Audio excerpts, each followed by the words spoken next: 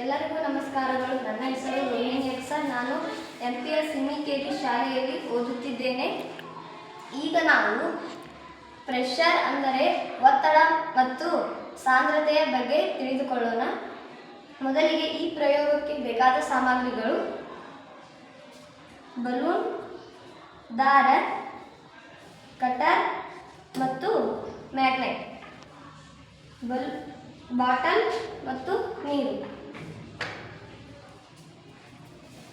ಈಗ ಬಾಟಲನ್ನು ಒತ್ತಿದಾಗ ಬಲೂನ್ ಕೆಳಗೆ ಬರುವುದು, ಏಕೆಂದರೆ ಸಾಂದ್ರತೆಯು ಹೆಚ್ಚುತ್ತದೆ. ಮತ್ತು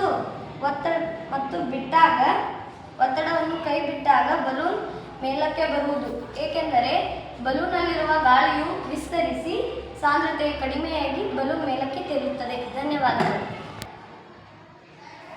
ಈ ಸರಳ ಪ್ರಯೋಗವು ಆರ್ಕಿಮಿಡೀಸ್ ಸಿದ್ಧಾಂತ ಮತ್ತು ಬಾಯಲ್ ನಿಯಮಗಳನ್ನು ನಮಗೆ ಅರ್ಥೈಸಲು ಸಹಾಯ ಮಾಡುತ್ತದೆ. ಧನ್ಯವಾದಗಳು.